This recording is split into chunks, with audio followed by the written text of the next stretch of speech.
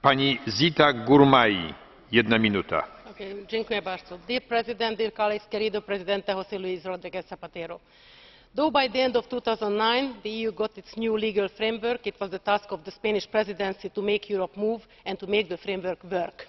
The Spanish Presidency delivered what was expected. For one, concerning the most important institutional issues.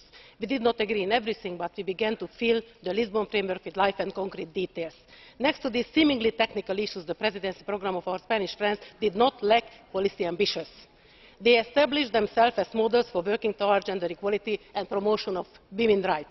A huge thanks goes to the presidency, especially López Garrido and his Slow team, down, because for making interpretation this is not proper. Interpretation is not proper. for making this often neglected issue a core of during the last 6 months. We have not yet managed to finalise the European Protection Order, but I am hopeful that under the Belgian presidency we will. The Spanish also met the high expectation on democratic rights. This is clearly reflected in their diligent effort on making the European Citizens' Initiative operational as soon as possible.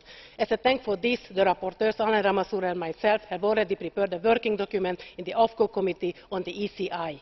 Muchas gracias una vez por la tarea que ha llevado a cabo y espero seguir trabajando para la realización de los objetivos que usted ha establecido. Un flores para tú.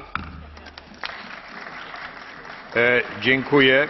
Pan Jan Olbrycht, 1 minuta 30. Panie Przewodniczący, Panie Premierze, ocena prezydencji hiszpańskiej jest dla nas szczególnie ważna, ponieważ jest to pierwsza prezydencja w czasie obowiązywania traktatu lizbońskiego i jest to dla nas ważne na przykład